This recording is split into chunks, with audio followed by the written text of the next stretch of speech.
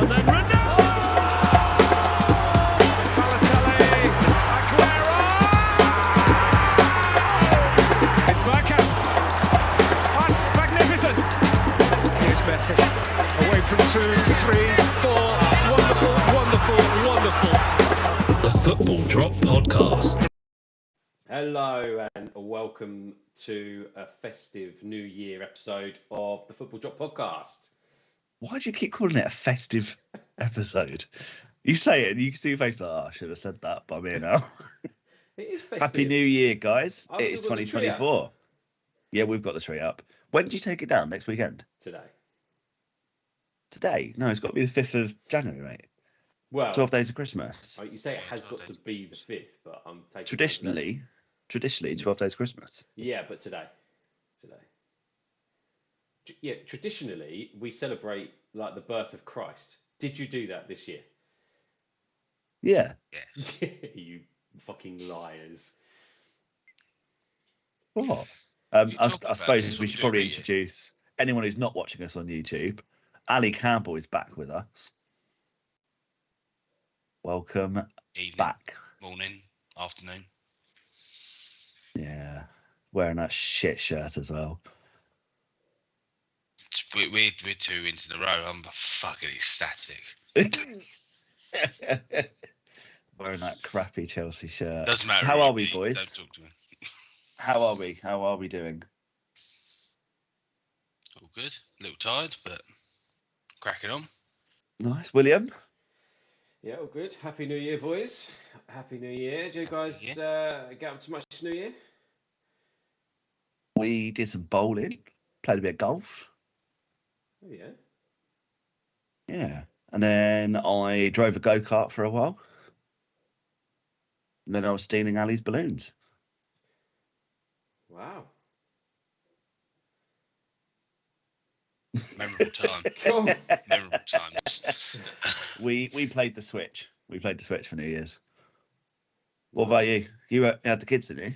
We had the kids, yeah. No, yeah, I mean, you can say that. I didn't get an invite. But yeah, we had the kids, yeah, so we couldn't come anyway. No, I mean, you did, actually. We spoke about this before we recorded the last podcast. I said, what are you doing for New Year? Have you got the kids? And you went, yeah, I've got the kids, but I've set it up really nicely. So every other year I get a nice New Year's, just me and Seld, so we can like have a little date night to celebrate the new year.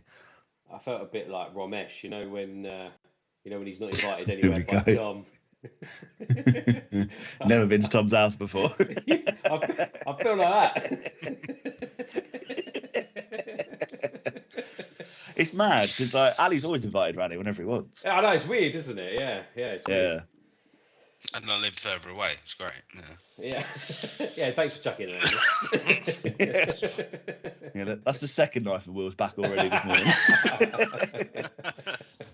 Will, that's a lovely background you've got sorted there, mate. Yeah, excuse with a shit shirt and the cracking Hamilton academic shirt. Yeah, excuse the decorating. It's that's part of the hole filling. If you remember from season 3, there was a lot of hole filling. That's part of that, and I've not decorated this bit yet. But yeah, we've got our signed shirts. I thought I'd put it up, and I put the Barcelona shirt out especially for you as well, Benji.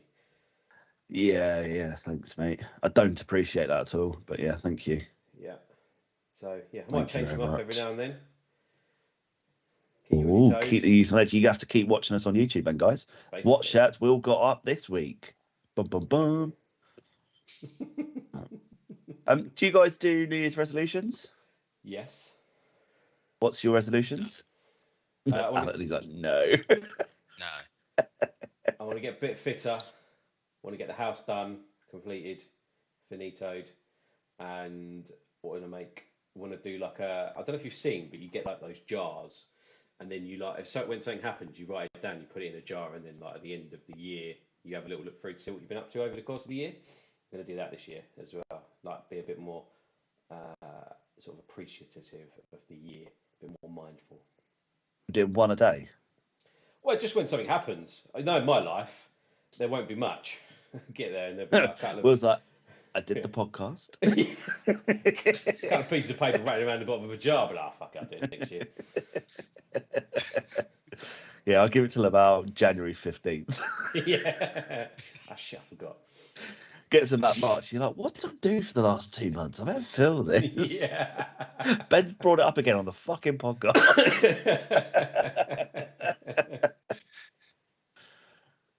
How about you? Man. I think the same as everyone. Lose a bit of weight. I want to see friends a bit more. And hopefully I want to deliver the all-important train content for 2024. Because everybody loves the train content. Okay. What's that? You just taking pictures of you on a train? Yep, that's the one. That's the one. And then inevitable moaning about the delays on the train. Is this Ben Bourgeois coming out? Ben Bourgeois. Yeah, man, you know it. No, I had a special mention yesterday evening saying how much they appreciate the train content. I hope I deliver a bit more in 2024. So here it is. I will be delivering from tomorrow. Well, tomorrow will be yesterday by the time this goes out. But yeah. Well, we can't fucking wait for that. Oh, boring Ben. Yes, I'm on the train. This one is the new train. It's got the USB ports inside the carriage. Yes, and actually I took a bottle of Pepsi and I drank it all by the time I arrived at St Pancras. I don't go to St Pancras, it's too expensive. Can I just say quickly on that though, I met my dad on the way home before. I met him on the high speed on the way home, and Dad literally went, "Oh look, they got the refurb one. That's nice, isn't it?" I was like, "Oh my god, this is so sad." It was unprompted. I was like, "What a loser." Yeah. This is what Will says about me. I get it now. It all makes perfect sense now. Oh, okay. God. And you don't do them at all, Ali, no? It's just, to be honest, for me, it's just setting yourself up for failure for the year. Like, I heard someone last night say, last cigarette of 2023, just before midnight. It'd not been half an hour, so they went, let's have a cigarette in 2024. It's like, what are you doing? What's wrong with you? Oh dear. Normally I expect people to be able to last at least a month. She didn't even last 30 minutes, let alone 30 days. So I'm going to take a guess. So not being invited, I obviously wasn't there. I'm going to hazard a guess that this is Laura you're talking about. Actually, no. No, it wasn't. Kaylee. It was not the general. It was Kaylee. Okay. Yeah, she's like, no. Oh, and she smashed a glass as well. Annoying. Yeah, with her phone. What? She continues to think it was with her thighs, but it was with her phone. Yeah, her phone smashed the glass, and she's holding it between her legs. So we all told her, fucking hell, poor Aaron. Lucky Aaron. Strongest neck in fucking planet.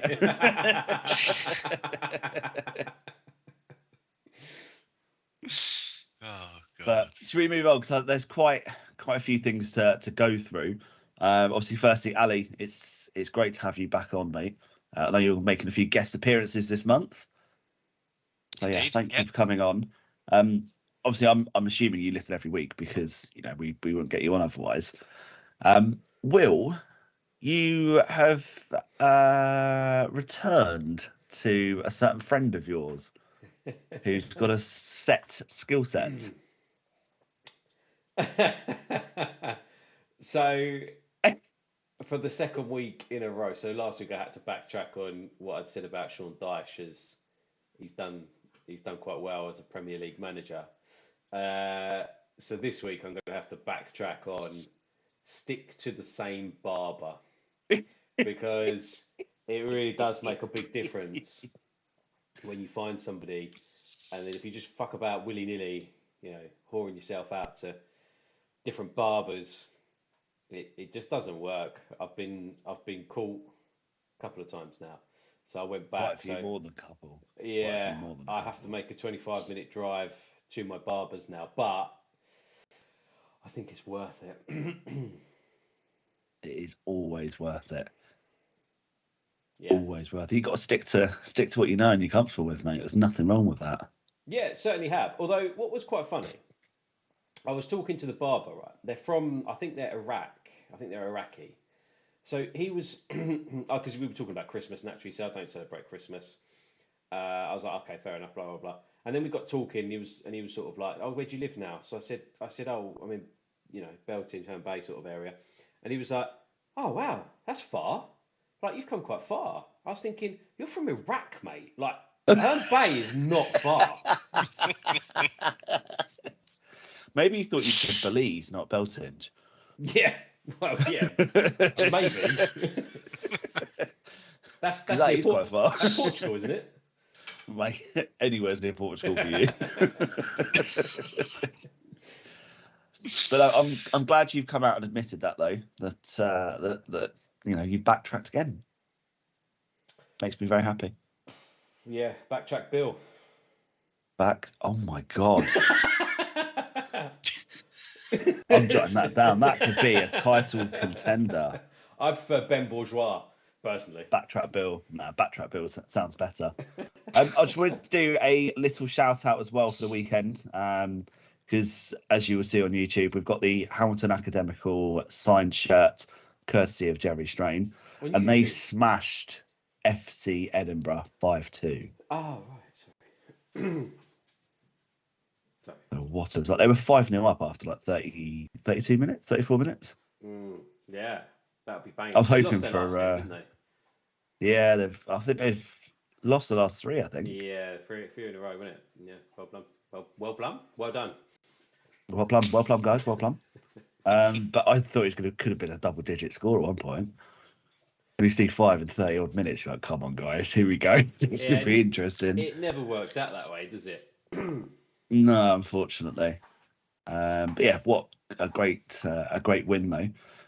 But also sticking on the Scottish football sort of situation and topics.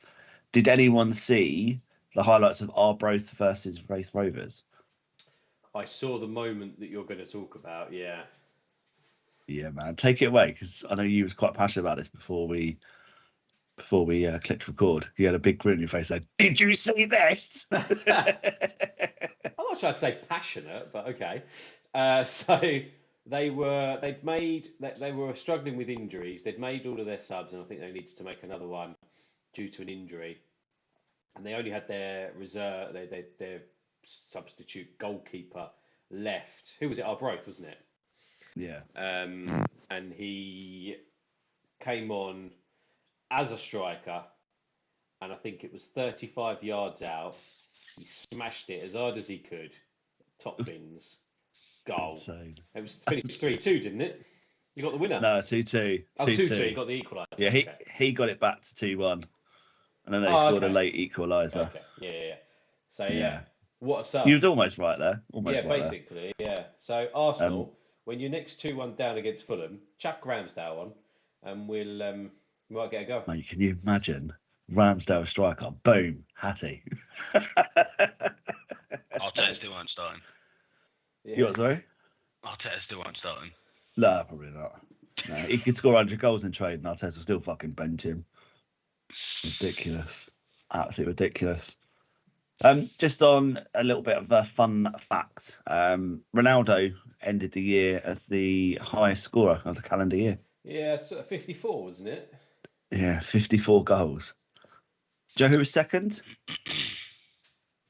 Any guesses? Without looking at your notes, Ali. See your eyes flicking to the left. Well, I'm going to say no then, if that's the case. Was it? No, I don't know. It was not Salomon Kalou, no. Who was it? Oh. It was Mbappe and Harry Kane with 52 goals each. Yeah. Okay. And Haaland back down on 50. Although he's missed, 4 games? What a shit season. But if he played the last 3-4 games, he definitely would have beaten that, wouldn't he?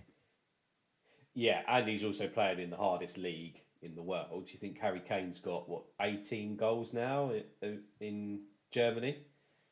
He would never. Never have had that in the UK in the Premier League. Okay, that's hard though, isn't it? Because how would he have done this season with this Tottenham team? I would never have. Nah. Tottenham better without him. Just ask Michael Richards.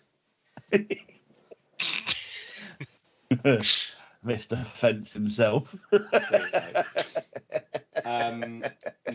I can't see Harry Kane scoring that many goals in the Premier League. Not like he has in the Bundesliga. No, probably not. Probably not. But still, it's a good return, isn't it? It's a good return. And it's a bit like Kylian Mbappe. You put him in a proper league. I wonder if that's the reason why he's not gone anywhere. If he's just, no, I'll stay in France because I absolutely tear it up here. If I go to Real, what's going to happen? Yeah. To be fair, you go to Real, you're going to tear it up in the Super League. So. Yeah. Who are you playing next week? Barcelona. Who you got next week? Barcelona. Yeah. What you got next month? Barcelona. Nah, they'll be playing. Is it PSV, Benfica, all the top teams in Europe? Yeah, Feyenoord, great. Yeah. Excelsior. It'd just be all the Dutch league just joining, just to get a bit more money. Yeah, well, yeah. The Turkish league won't, will it? Oh God. What a segue. What the hell is going on there? Nicely straight in. It's all a bit mad, isn't it, in the Turkish football realm? So they had their Galatasaray against Fenerbahce in the Turkish Super Cup final, which was going to be held in Saudi Arabia, which is controversial in itself because you're exploiting a different country for your top league game, aren't you? So it's like the FA Cup going to Saudi Arabia. It's not going to go down well. It's not going to go down well. And Give it 10 years. Well, yeah, if that. So the game was due to kick off at 5:45. Fans were in the stadium. Then there was a problem because there were banners of who's called the father of modern Turkey, Mustafa Kemal Ataturk. So he was called Ataturk. Fun fact: Turk being the founder of the father of Turkey. So there you go. That's one. So he basically they didn't want the banners. What an interesting fact! They didn't want the banners in the ground, but the Turkish didn't listen because it's their game. So that's what they wanted to do. That's what they wanted to do. By 7 o'clock, so an hour and 15 minutes later, for those of you who are not quite up to the math skills that I am, it was called off, and they had to fly home. Can you imagine? Wow. Can you imagine? Because you have banners of someone that Saudi Arabia didn't like because it's political and football shouldn't be political. Coming from Saudi Arabia, it was called off. Wow, what the hell is going on? That banner is far too controversial for us. It must be bad. Yeah, and I think there was some things being said about. I think there was a Turkish guy who was killed in. Was that right in Saudi? I don't know if that's right, but I think there was some talk about that as well, and that pissed him off. So yeah, that's just after all the controversy with the owner, president of I can't remember what the club was called now, punching the referee, and then he was being kicked while he was down, and then I think the first game back that they resumed, the players all came off the pitch because of the refereeing. So Turkish football is in a bit of a mess. That's mad. That's absolute madness. Christ, where do they? So I'm assuming the game has to be replayed at some stage. The game has to be replayed, yeah. Where I assume you'll just replay in Turkey and then just go, yeah, fuck it. Yeah, well, that didn't work out. Yeah. Never mind. Yeah. How odd. So odd. Strange one, mate. A bit of a fun fact for you guys. Well, it's not that fun.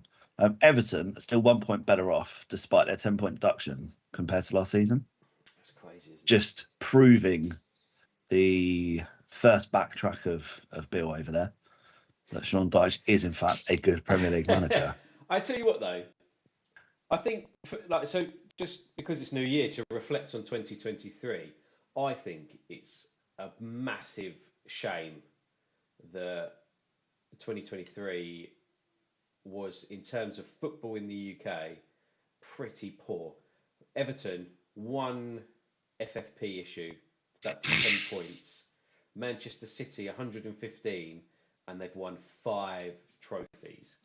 5 trophies, record-breaking season that they've had, and they're allowed to continue with that. Yet Everton are subjected to a 10-point deduction and are fighting at the bottom of the Premier League. I think they'll be all right, and I think on appeal they'll have a less points deduction. But that being said, I think football in England is an absolute sham. I think it's worse than Turkey. No, that's not true actually. No, let's not go too far. Yeah, sorry. As soon as I said that, I regret that. Did you see that City was showing off all their trophies on their game as well? Yeah. They did these big banners and stuff. Did you look around the banners though? The stadium's still not full. There's still lots of empty seats. Was it? No, I didn't see that. It was just think, fucking hell, you could win all the trophies in the world, but you still can't fill the empty ad. Yeah. It's just a bit embarrassing, really. I imagine showing off the trophies against, if you're playing like Liverpool, you're playing like Arsenal or United or something. Showing them off and playing Sheffield United, it doesn't really have the same effect. That's exactly what I thought, Ali. It's Sheffield United. I know it's the last game and it's New Year's Eve, blah blah blah. I get it, but it's the first game back after they'd won the Super Cup, wasn't it? So it's their first fixture. Yeah, I do get it. Yeah, can you imagine if they just roll these out every game now until the end of the season? Look at us, we're well good. If it was Arsenal, we'd be encouraging them to do it. Oh, 100%, mate. Get the old Emirates Cup out. The gold Premier League trophy 20 years ago. Look at it, guys. Look how nice it looked.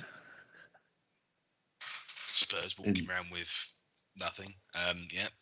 No, they won the Audi Cup. Don't slate Spurs on this podcast, Ali. To be fair, they did win the league against us. Worst day of my life. Was it against you lot they won it? Yeah. The worst day of your life. Fucking hell. Someone's lives an all right life, don't they? Yeah. Fucking great. Except when Spurs win. Or is that embarrassing that Spurs won a cup against them? Well, yeah, that's more that. Probably, yeah. Pretty dire. Eric. Mm-hmm. Eric. What was it you were saying about Gary O'Neill? Bill? Phil? Dill? What? Because he wanted to call off the Everton game. He asked. To call That's off it. The Everton game That's it.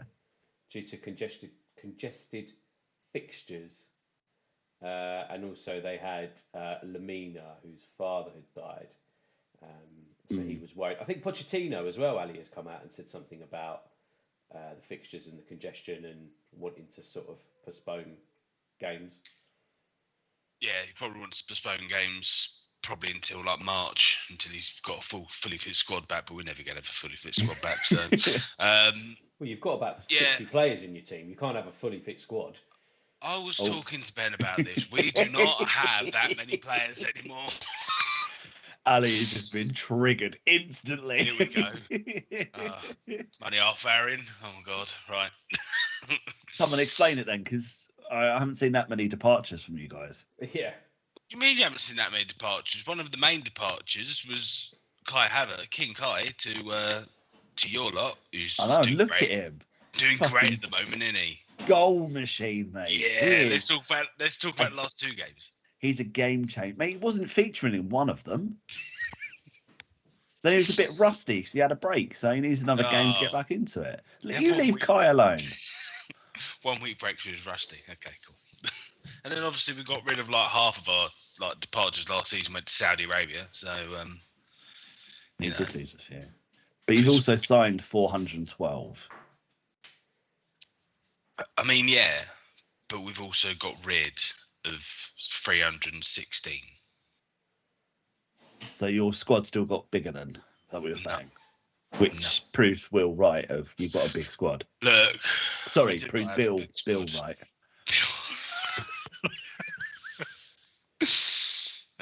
Yeah, all right. We've just got a massive injury list. Let's just. It's been a bad year last year. Very much praying and hoping for a better 2024. Because I don't think I could do that year again. No, I can understand that. Can you see the improvements though for Chelsea? Yeah. We're just that there shaking their like, We're just like, no. Where other than Palmer, who's been consistent all season, where's your improvement? Enku. Yes, he's looked good when he's played. Thiago Silva is still managing to kick a football at 96, which is fantastic. Still our best defender. Terrible. That's terrible. And even though obviously Sanchez is injured, Petrovic has come in, played quite well. Love how all Will has to do is just pull a face. Will pulls a face, and I can see you like, don't fight, just move on. I'm like, if I could just sort of angle my sight away, I won't see him when making the face, but I can still see him just at the corner of my eye. But he just looks so smug as well. Look here.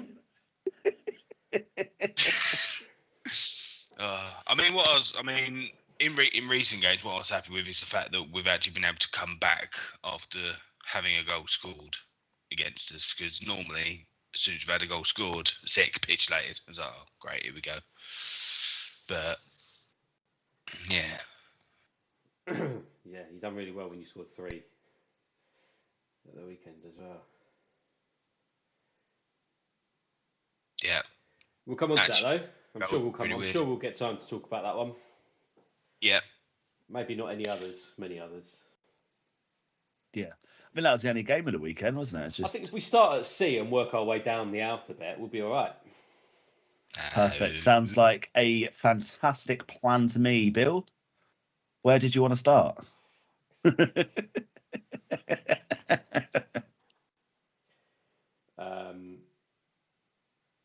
Ironically, we do actually start at C because it was Chelsea v Palace on Wednesday. It was after we recorded. So yeah, they Chelsea won that one, as you could probably tell by the fist pump. But Hodgson was being called for the sack after that, wasn't he? And they wanted Cooper in.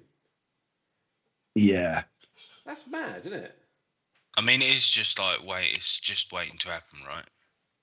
Just be careful what you wish for. Yeah. I mean, not so much the fact Hodgson to go. I mean, obviously he will go. He is like, getting on. He's about Thiago Silva's age, isn't he? Exactly, but Thiago Silva's still playing football, so just sits in a cryogenic chamber for for the evening. Yeah. I'm sure the £450 million a week he gets paid by Chelsea probably helps though. Do you know what though? When he signed for us, did he even have any sort of thinking that he'd be playing at Kenilworth Road in 2023? No, I don't think Kenilworth Road was. I don't even think he thought he'd be there at this point. I think he thought, I'll go to Chelsea for 2 years, and then I'll go back to Brazil. Yeah. And our defence has been so poor that we've been like, we can't let you leave yet. Here's another contract. Here's another 4-year deal. Come on, bro. How many years has he been at Chelsea now? I think it's about 4 years now. He came in when Lampard was manager. Was he? Which time? The first or second time? First time. Not the second coming of Frank. But yeah. I mean, yeah, I can see Cooper coming in at Palace. Not so much Hodgson getting the sack, maybe Hodgson just resigning more than anything. Like maybe the club and him having a conversation, being like, how much longer do you want to keep doing this? And him possibly saying like, well, getting on a bit. But I can see Cooper going to Palace. Like, I think that's a decent fit. So, see, I wouldn't have even thought of that until he got sacked. Wouldn't have even crossed my mind of they can get someone from Nottingham Forest. I mean, I heard rumours because there was rumours that Nottingham Forest were like, if Steve Cooper loses the next game, we're gonna sack him, and then after that, there was rumours that Palace were like, Palace keeping tabs on Steve Cooper. I was like, just see this managerial merry-go-round just happening already. So yeah, because I caught something yesterday, I think, on Instagram. It was saying that Palace were interested in the Ipswich manager. I've seen a few things like that. I think he's destined for big things, actually. But will he leave yet when Ipswich are on such a high? If he can get them into the Prem, surely you've got to give that a go. If they can sustain this in the Championship, back-to-back promotions. What would you do? Would you stay at Ipswich and go for promotion, or would you decide, actually, Crystal Palace have come calling for me, more money, they're a Premier League team? What would you do? But and also, just to let you know, there are better trains around Crystal Palace area than there is in Ipswich. Well, you fucking sold me now, innit? There we go. No, I genuinely would stay at Ipswich. Would you? I think I would as well. That you've got that feel-good factor there. The fans love you. The players love you. You've got such a good track record. If you leave them now, you'll be hated and you'll burn your legacy. But having that opportunity on your CV, I've got back-to-back promotions with a team that everyone wrote off at the start of the season, say, well, Ipswich are going to go down. Yeah. To Palace, where they're notoriously not really backed that much, struggle all the time in the Premier League. Like, you don't often think they're going to get relegated, but they're never going to be in that top half of the table, or very rarely. They're just a team that they just kind of make up the numbers almost. That's not to slag them off or anything, but they're just one of those teams, aren't they? You know, you'll have a decent game and be a bit physical, but they're not going to change too much in the Prem. Also, it's likely they're going to sell their top two players come the summer. Let's be honest. Elise and Eze. I don't really think they're going to stay there past next season, to be honest. No, they're too good. Yeah. And they're delivering too often now. Yeah, I just like Elise's goal was incredible. Insane. Absolutely insane. Outside of his left foot. Yeah. To poke like, how do you do that? How do you do that? Crazy. Yeah. So Crystal Palace, they lost to Chelsea. That was quite. A digression, wasn't it? That's where it was a little bit. Yeah. I was wondering where the hell we got onto this topic. Yeah. Well done, Chelsea.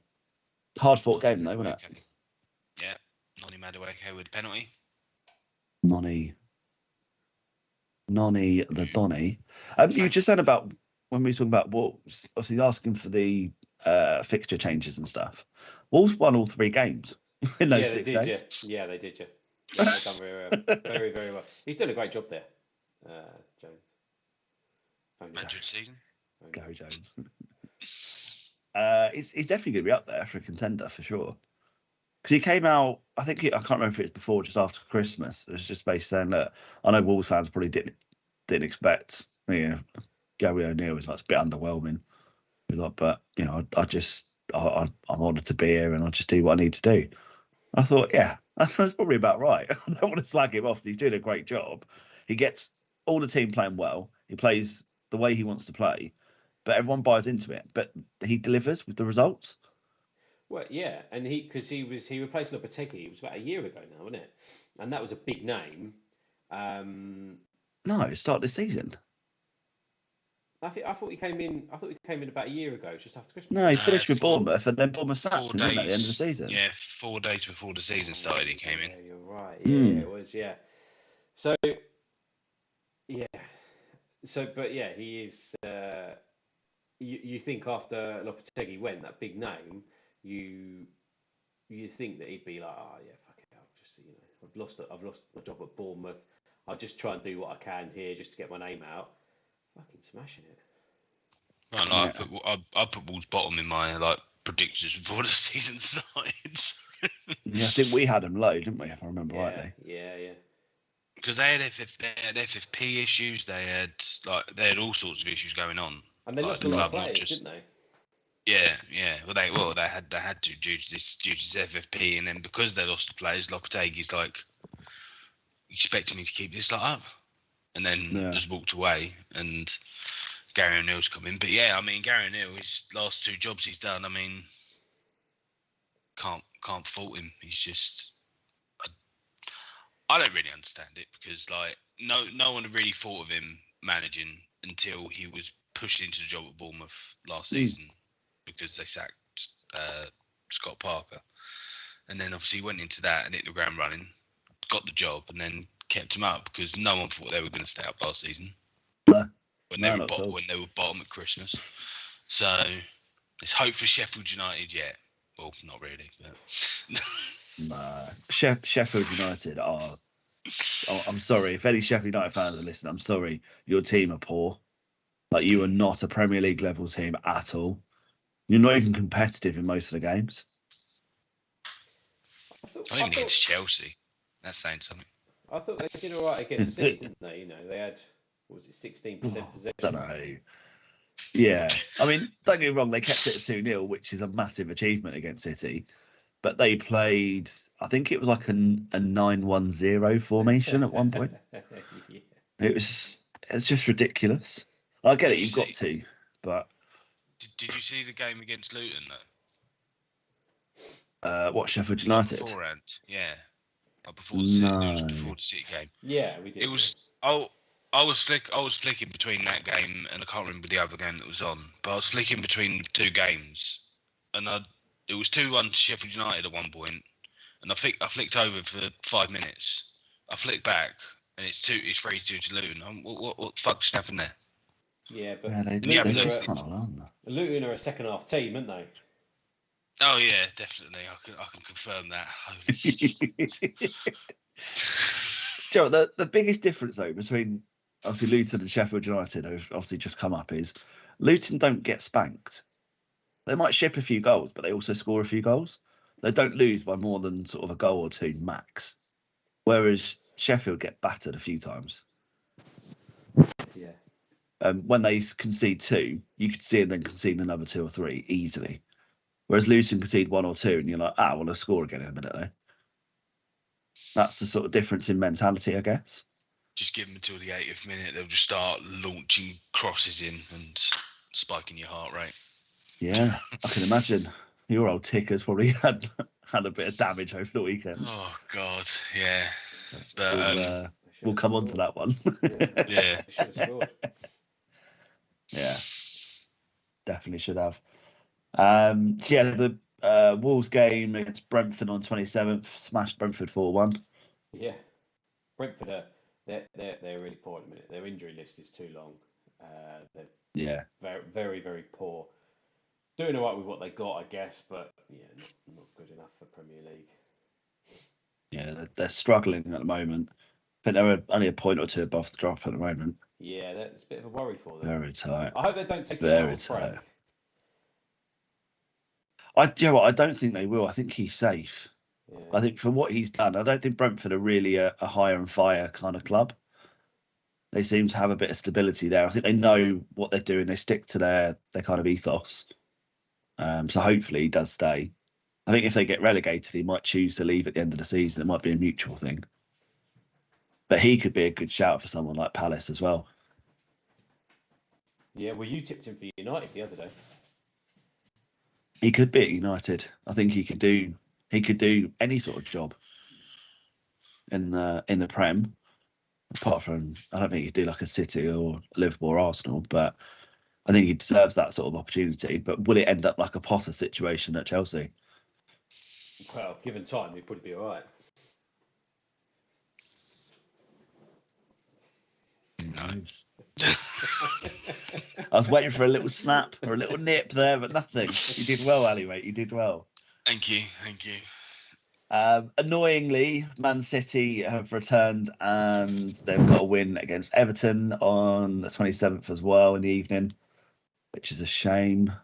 Everton didn't look that good, to be honest. Everton. Did you see that handball though for their penalty goal? What one was this one? Second goal against Everton. Who handballed it? Onana.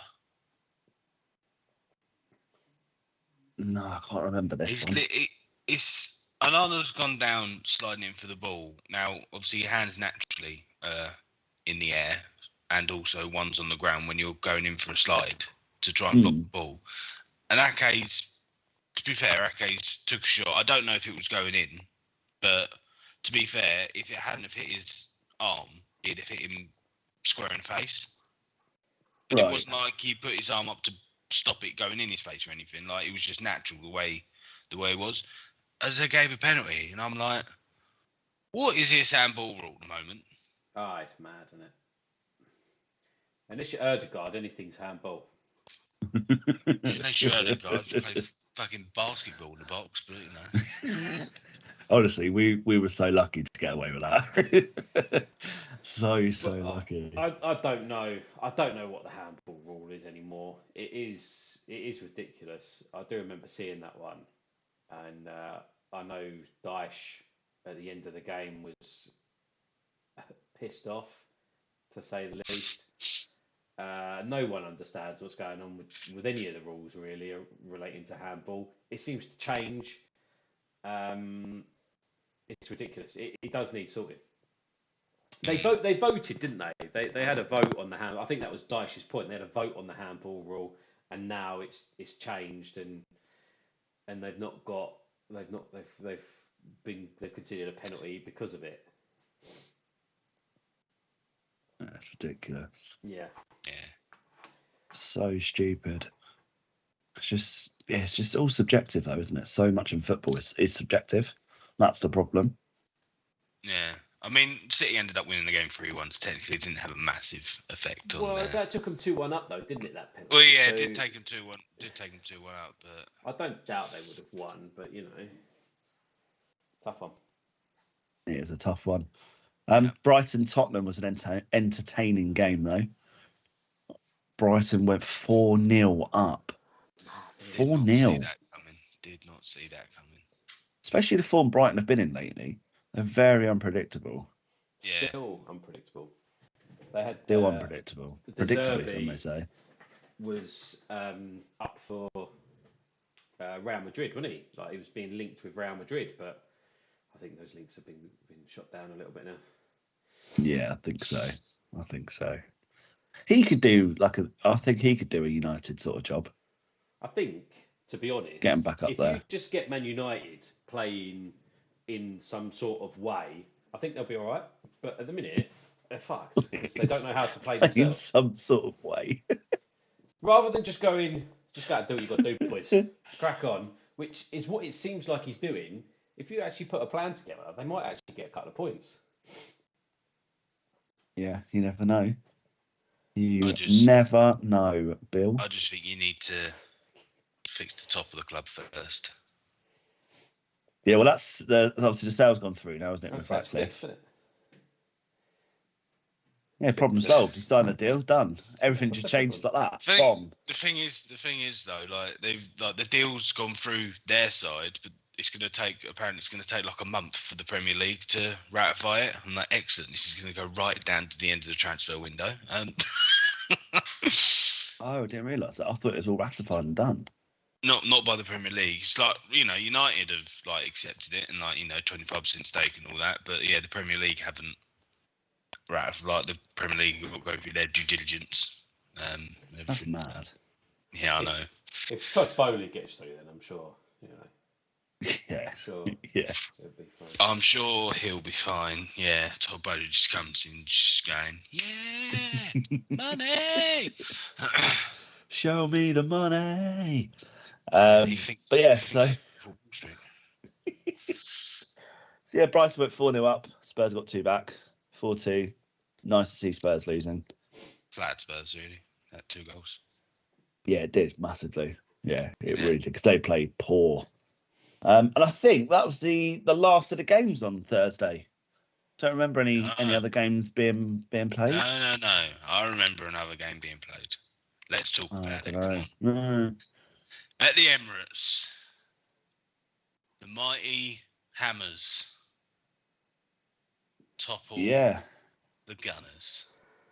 The Hammers hammered us 2-0. Mm. I think Arsenal could have played for 5-6 hours and still not scored a goal. I've ever get messages from you going nuts. Like, honestly, it was the worst performance I've seen us in 2023 until yesterday's performance. I think yesterday was a slight improvement on the West Ham because we actually. You reckon? I think it was a slight. He scored. He scored. Yeah, we did. I don't think Saka knew much about it though. Well, I don't know. I think the West Ham game, Ødegaard played well, and that was about it really. The rest of it was fucking awful. It was so awful. Bad. But I can't take anything away. West Ham have been smashing it recently. They played really well. West Ham were just solid throughout. All they just did the basics perfectly. They made a couple of good saves. I think it was 1 or 2 good saves. The rest of it, I mean, we were about 6 yards from the goal, and we pass it back to Saliba. I'm like, what are you doing? Or just pass it out to the wing. I'm like, you're in front of goal. Just take a fucking shot. Like, why is this so difficult to understand? Jesus just kept passing the ball constantly. I'm like, you're the striker. Like, you are up front. Fucking shoot. Like, it's programmed into his head to pass before shooting, I think that's our biggest issue. If we have someone that thinks, I need to shoot first, and if you think, it's probably only like a 20% chance of me scoring, then pass it. But if there's still that slight chance they're still going to go for a shot, I think that's what we're missing. We need someone with that mentality to say, I'm going to go for a shot. Yeah. Honestly, it's just so frustrating. Frustrating.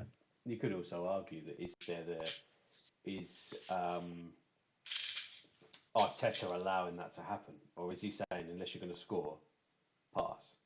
Well, yeah, there is that. That's the good thing and bad thing about just us being fans doing a podcast. You just don't know what's going on, so it's all very speculative. But it was dire. It was an absolute dire performance. Big talking point though was the Jared Bowen sort of ball out situation. No, I'll be completely honest. You can't judge that. It's also worth adding, how the fuck have VAR not got a camera on both sides to see these fucking incidents is beyond me. But you can't comment to say that Arsenal were hard done by or West Ham were lucky or whatever it is, because you can't tell. I thought it was out though, for the record. I think beIN Sport has got the technology to do it, and they've reviewed the footage and they've proved that it was in. Because I agree, you can't tell, so the goal has to stand. But if you had the technology, you'd be able to tell. We're in 2024 now. We should have the technology to see whether a ball is over the line or not. Come on. Yeah. But as you said, we do have the telly. All the broadcasters have angles everywhere over the pitch. Why does VAR, that's part of the actual fucking game and how the game's being run, how can they not have a camera on either side to see the bylines? That's the problem, isn't it? Because we can admit quite freely that with the technology that they had, they can't make a decision. With the technology that beIN Sport has, they can tell very clearly that it was still on. Yeah. It goes back to the Newcastle game, doesn't it? Again, where Arsenal felt hard done by. That for me looked out, and I think again it was proven to be out. But anyway, why haven't we got the technology to look at that? We can tell whether like Ivan Toney's dick is offside, but not tell whether a ball is out or not. Nick Jackson's bum is offside, yeah. Yeah. But actually, we don't know whether the ball's on or off the pitch. Honestly, it's ridiculous. I know Danny said in the chat, why don't we have... I can't remember what it's called for the technology actually under the goal. It is Hawkeye. Yeah, I was thinking that. It is Hawkeye. Why do you not have Hawkeye for all the way around the pitch? Why is there not some sort of technology? Is the camera... I don't know whether the camera's mounted. Yeah. It is, yeah. But they have it in tennis. They use it in tennis, don't they? Yeah, that's true. Yeah, so how can we not have that in football? They don't want it on those lines. How can we not have it all the way around? It was in the World Cup last year, so we have it. We just chose a different system. Oh dear! I love that we voted VAR. It's really good, really good. I remember when VAR came in, everyone was like, "We're gonna have nothing to talk about now. What are all these controversial decisions? We're gonna have nothing to talk about now." How wrong were we? It's just added an extra layer of controversy. Yeah, because you're like, no, I don't think that's right. Still, it's like, it's all down to person, someone's opinion. So, yeah, I mean, as soon as I saw it go in, I was like, no, surely not again. Surely not again. Another ball possibly out. But then after that, at least there was no push, on anyone. Yeah, exactly. Because that's why the goal should have stood against Newcastle, because there was a foul. But there was. There was. There was a clear foul. Everyone said it. Let's move on because we're overrunning with time massively here. It's your game. Huh? Luton versus Chelsea. Excellent. Gosh, should have seen my smartwatch. Tell us all about it. Should have seen my smartwatch telling me, take a seat. You're doing too much exercise. I'm only sitting on the sofa. Yeah, I mean, first half, we were really good. Defended really well. Cole Palmer and Madueke with the goals. And then got a third in the second half when Luton were actually pushing on a bit, and they were starting to try and get some more balls in the box. And then suddenly from about 83 minutes onwards, don't think we could get the ball out of our half. Luton just kept on coming back, and then they had a goal disallowed. They hit the bar twice, and my heart rate just kept on going up and up and up. And then they got 2 goals right towards the end, and I'm like, I've never wanted to see less than 6 minutes added time in my life. But then there's 6 added minutes, and I'm like, not again. Come on, don't do this to me. But held on for the win. Lots of teams had issues going to Luton. Obviously, your lot needed a last-minute goal. City didn't have it all their own way. And Liverpool obviously needed a last minute equaliser. So yeah, I mean, win's a win. We move on.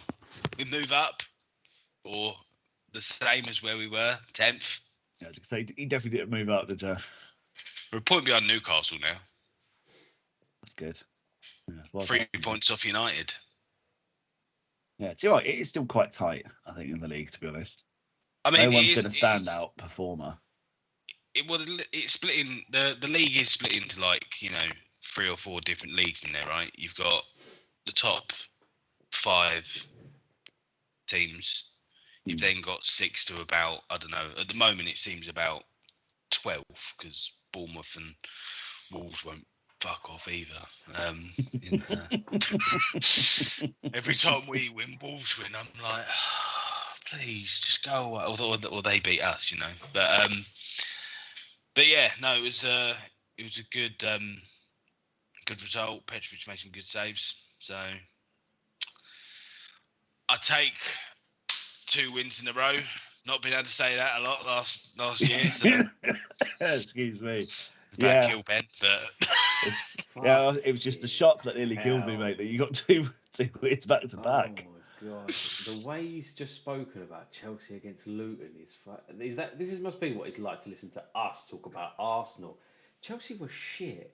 They only scored 3 goals because Luton only scored 3 goals. The first goal was the goalkeeper passed it to Palmer, and then they couldn't track it down. The shot was good, but the build up to it was really poor. The second goal, he spooned it. The keeper should have saved it at the near post. And the third goal, Palmer did really well, good skill, but come on, there's no way in any decent defence is he going to get through there and he's going to score that goal. What game are you watching? Luton versus Chelsea. I don't think you were. Luton were really unlucky. Chelsea should have lost that game. But we didn't. That is true. Do you know what? I think this is why we got Ali to come on for a few weeks, isn't it? It's those sort of responses. I'm like, yeah, that's what we'd say. Everyone was asking that. Yeah, but we didn't, did we? So it's fine. It was, apparently after the game, obviously where we were 3-0 up, and obviously they got 2 goals. Apparently Thiago Silva was quite irate on the pitch. I think he had Gallagher and Fernandes with him, and he was just going off, like just on a massive rant about the defence, and I was like, yeah, I can understand that, because holy fuck. But yeah, no, we it's good for the confidence. Win's a win. Win's a win, all right? It's good for the confidence. It's good for the confidence. You're into 2024 now. New year. Poch is the man. You've got players coming back from injury. It could be looking 2024 could be good for Chelsea. You could hit the dizzying heights of 7th if you play keep going the way you are. Maybe in Europe next season. I think Ali just got a nosebleed. Do you want to take a pause? God. Just moving on, the Palace Brentford game. I know we spoke about a little bit earlier with the was it Elise's wonder goal, wasn't it? Big win for Palace, 3-1. Shuts the haters up for Roy Hodgson a little bit, and just kind of continues Brentford's bad form. Man City beat Sheffield United 2-0. We kind of touched on that as well, with the just dominating performance, albeit it's only scored 2 goals, but could have probably just laid down and still won, really. I listened on the radio to that, and it was apparently they just said, yeah, this is just training games, just defence against attack. Yeah. So, but then you didn't really expect anything different. I mean, Sheffield United lost 8 to Newcastle earlier on in the year, so yeah, speaks volumes there. An interesting game though was the Villa-Burnley game. Villa came out 3-2 winners. Burnley got a red card, and then they scored an equaliser afterwards. Yeah, that was nuts. Villa needed that pen at the end there, didn't they? And that was lucky it went in as well, underside of the bar from Douglas Luiz as well. But Villa got another win. They're still up there. Still up there. Club record wins, yeah, wasn't it? Was it for the calendar year, wasn't it? Yeah. I think the only team that got more points than them in the calendar year was City, which is insane. I think so, yeah. So this run of form shouldn't really be a surprise, but it still is. Considering where Villa were. Yeah, Ollie Watkins on the way. Watkins is the one that's doing it all. 21 times in 2023. Second highest that a Villa player has ever scored, behind Andy Gray. So he's the main man for him, isn't he? They've really got him firing, because he's been there a few years now and he's never really done too much, has he? Like he's always been sort of thereabouts, but this last year he's absolutely tanking it. I think you said it earlier on in the season as well.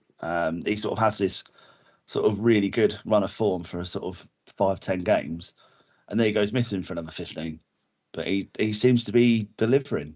Yeah. Even if he's not scoring, he's assisting, or he's setting up that play, isn't he? Yeah. Bailey's really coming into his own as well, isn't he? Derby seems to be a great signing. They're all playing really, really well. I think obviously Gerrard was the maker of all of that, wasn't he?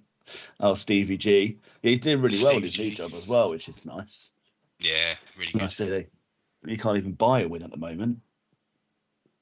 I don't even buy a win. You'd be able to buy anything in Saudi. The amount of money he's probably on, yeah. It's a massive 3-2 win there. Wolves, as we said, continuing their good run. Great 3-0 win against Everton. Had 2 goals ruled out towards the end for offside. 2 great goals ruled out for offside as well.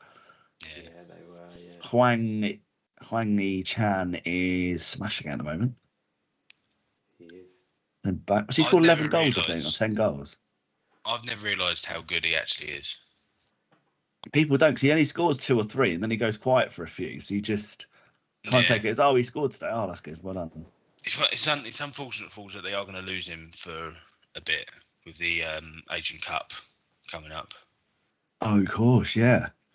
I forgot about that. He's got that and the AFCON, haven't you? Yeah, well, obviously with him being with South Korea as well, you can imagine they're going to go probably quite deep into that tournament, so lose him for an extended period of time, so they might have to dip into the transfer market, try and find a striker.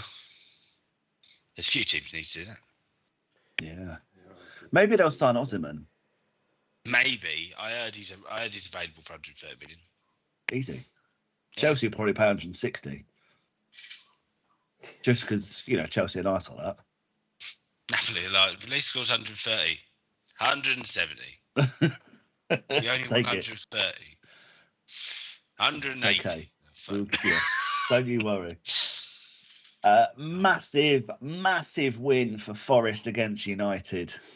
Oh, that was so good. How happy were you boys when you saw that result? Yeah, I thought it was good.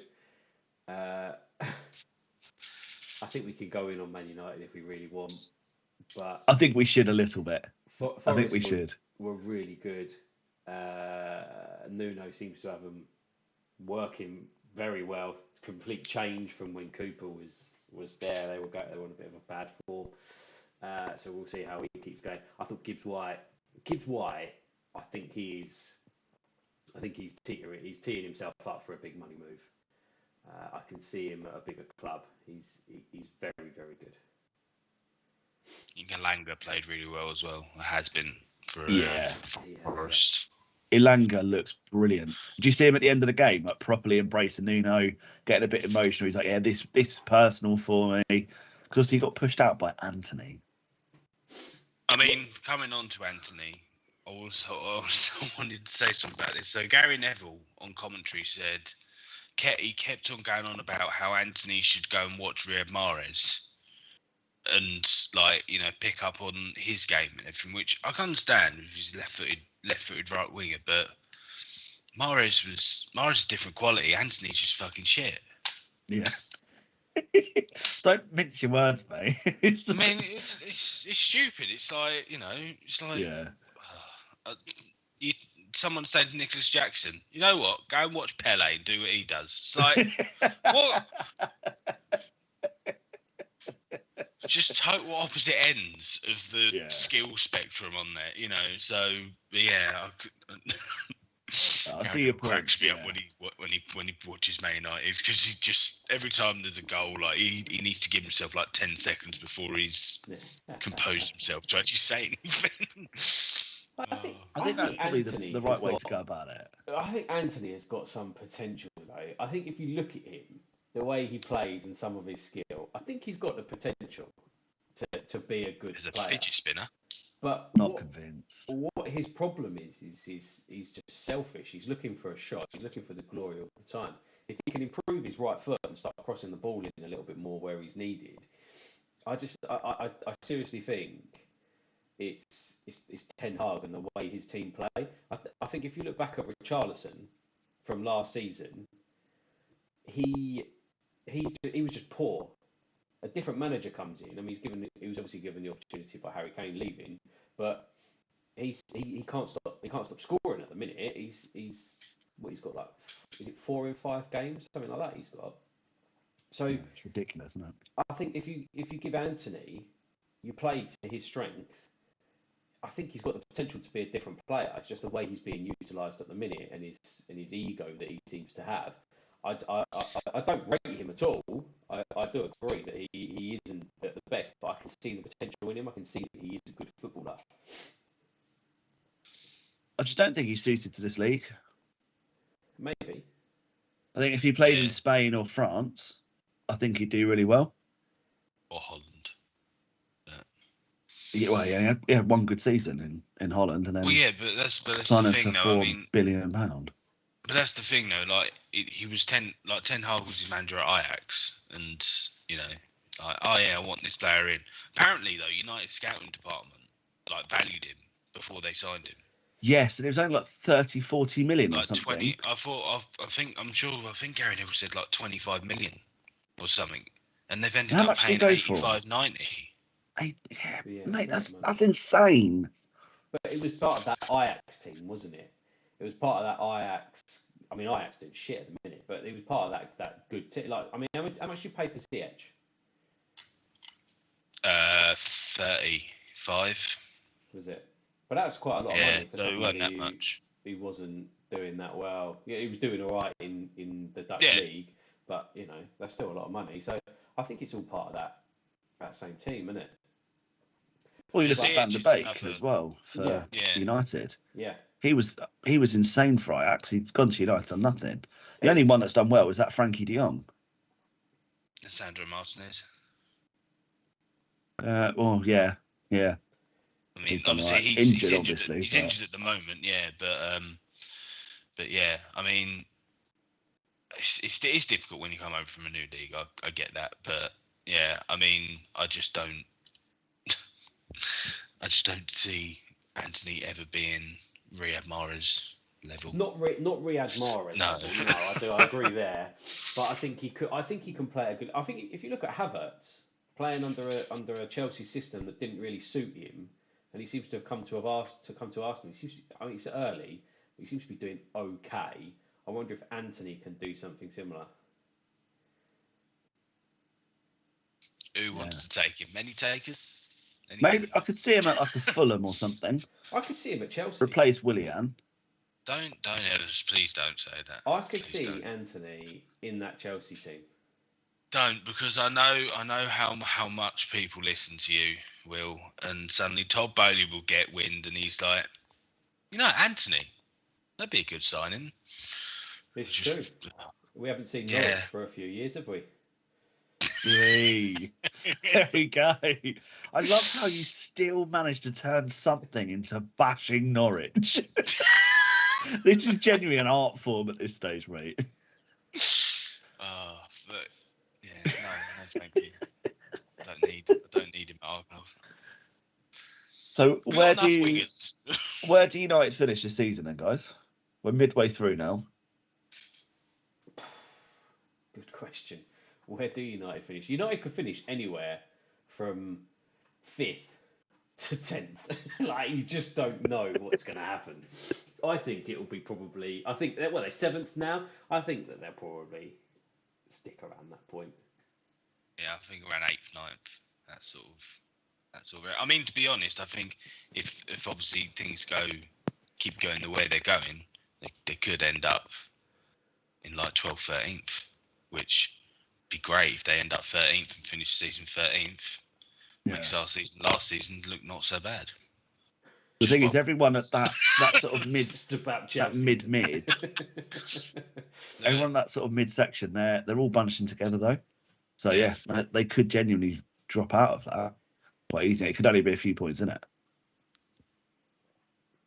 It'd be interesting to see now with the new owners if they do decide to stick with him, or whether they're like, nah, we got to make a change. But I don't think that. Yeah, I mean, I don't see them making the change unless they do literally drop into like 13th, 14th, like that 12th, 13th, 14th, that sort of area. Because I think while they're in the top half, they're like, okay, you just got to take this season as a write-off. Like, as much as I started saying that last season from about October. So you just got to take the season as a write-off. And then started saying it this season from about October again. That's just a write-off. Just take the season as a write-off. Transition. You've got to start seeing some improvement. Like with Arteta, when we had that, me and Ben said the same thing. You could see what Arsenal were looking to do. You could kind of see the tactic and the formation, which I think you can kind of see at Chelsea. You can they've got young players coming through. You can kind of see how Poch wants them to play. With United, I have got no idea what they're doing. I don't think they've got any idea what they're doing, and I think that's the main problem. I mean, I keep seeing people saying that Bruno Fernandes is really good. I have no doubt he's a very, very gifted footballer, but as a team player in that United team, he's not it.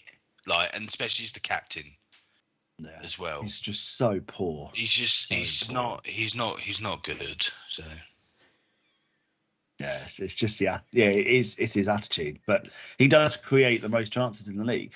He did it in 2023, 136 or something. In 2023, Saka was second with 90.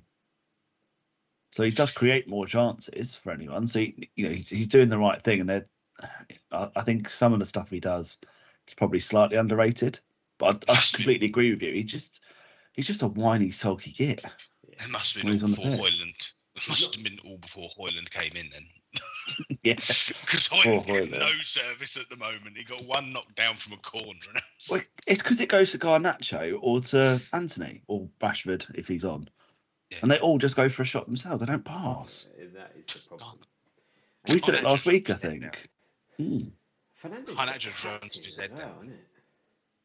Yeah, it's bad. But then again, who else? Maguire. Well, Scott McTominay captained them the other day, didn't he? He's banging. He's on banging form. No, I think that's Ten Hag's tactic is, look, we'll do what I tell you to do and, go to the wingers, have a shot. And then for the last 10, 15 minutes, just give it to McTominay and let him score 2 goals. Just get McTominay in the box. Yeah, sorted. He'll score a header at some point. Couple of games left. So there's the shitty one from yesterday, Fulham 2, Arsenal 1. I don't really want to talk about it. What's going on, lads? No, we just can't score. We just don't know how to. Well, I know we scored, but we just don't know how to attack anymore. We just pass it around too much. Just lacking that cutting edge at the end. Yeah. So I don't know what Will's doing there, shaking his tits or something by the looks of it. I think he's flirting with Will. Flirting with Selge. No. Will's flirting with Will. No, not quite. Looking in the mirror. Quite. Just having a conversation with Jack mid. I'll get Jack on. Say hello. No, Jack. He was tempted. He's been up a couple of times. I think he's tempted to come and say hi, but he isn't. But no, he just went for a wee, and I was just reminding him to wash his hands. George being a parent. Yeah, I think so. Going back to the Fulham game. Just being a parent. I say that to Will when we do the podcast here. Yeah, you do. Oh, there's a big delay then. Yeah, sorry, there was a big delay then. So, what was you saying, Bill? I don't know. Where were we? At the Fulham game. We at the Fulham game, yeah? Are we? Yeah, still there. Okay. Do you know what? I thought, am I frozen? But it was just because I wasn't moving. Oh my God. Jesus.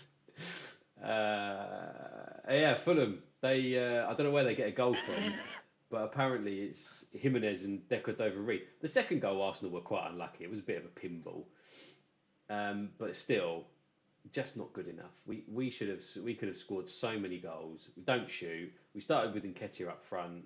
I'm not too sure why we've done that. I'm not too sure why Martinelli hasn't been dropped yet as well, because he's not been on firing in all form, whereas Trossard seems to be doing better. I think we're missing Partey still, but I don't know if Partey's going to be around for long, so what do we do for that period of time? Jorginho isn't probably the player that we need, so I think we need another midfielder, we need a striker, arguably, Tomiyasu, there's talk about him going out on loan because of the season that he's having so far with his injuries, so do we need to replace him? That is mental. Getting rid of Tomiyasu on loan is fucking mental. Yes, he's had some injuries, but when he's played, he has been insane. Yeah. All we need to do is recall Tierney. So we've got a backup as an actual recognised left back. Good God. Zinchenko hasn't been top quality, is he? Zinchenko hasn't been top quality. No, that's what I mean. Jesus hasn't been top quality this season. Martinelli, as I say, is going for a bit of a poor run. We're missing Timber. We bought Timber for a reason. He got injured. Yeah, that's your big one. Yeah, he would have changed everything up in pre-season when he's playing on the left, kind of doing that almost that Zinchenko role. But he's kind of doing what Ben White does with the overlapping runs.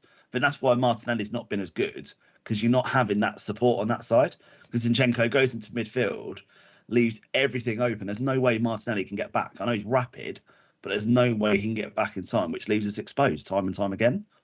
I think Arteta needs to go back to like a recognised back four and play a more of a traditional way of your fullbacks are fullbacks or wing backs or whatever. None of this inverted bollocks is not working for us. I think we're too predictable. It's not working at the moment, but he's never really played I'm talking about from last season to now. He's never really played a proper as you would say, back four with actual right backs and left backs. No, exactly. So, I think Ben White is probably more of a right back at this stage now. To be honest with you, the runs he's doing, it's a full back kind of role that he's doing. Yeah. So I think you can argue he is a centre back and a right back, like recognised in both now. But I think we're doing the same thing. Shut up, David Starr. Why? He played well for Germany at left back. Come on. Yeah, different against Germany and then against Fulham, though. I mean, Fulham are insane. You've got the most versatile player in the Premier League. Utilise him. That's all I'm saying. Yeah. Do what we didn't.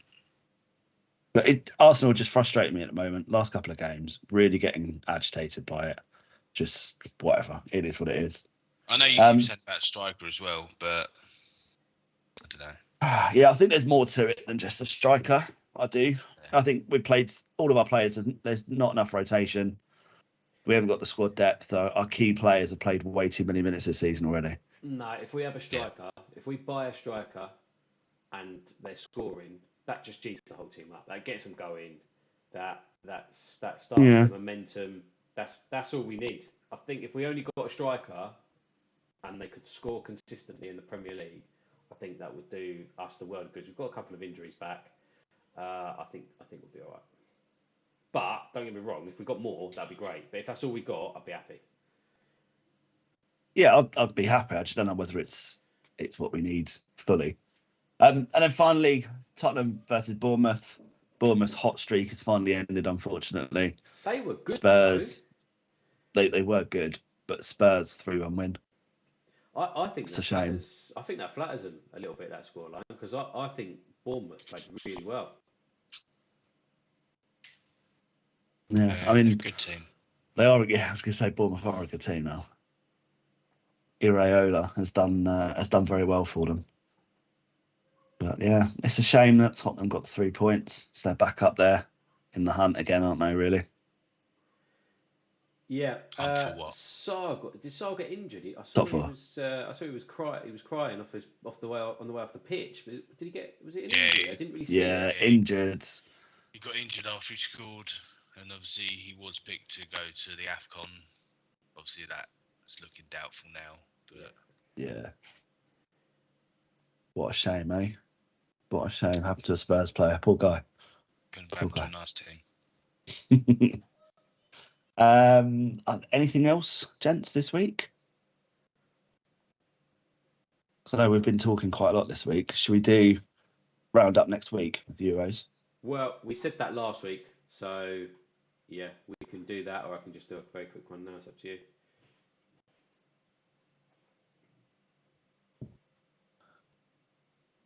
I don't know. You cut out completely there. You're just pulling a funny face, and then you made a funny noise. It sounded like you farted. That's what I was about to say, actually. That's just my voice. I didn't know if we were frozen or we just stopped moving. But... Go on then, Will. What's your roundup? I'll just do a very, very, very quick one, shall I? Where shall I start, Ben? La Liga. Cool. So Italian Serie A. We've got Inter Milan, who are at the top of the table. They are 2 points above Juve. AC Milan in third, Fiorentina in fourth. So I'll just go through the leagues very quickly throughout Europe.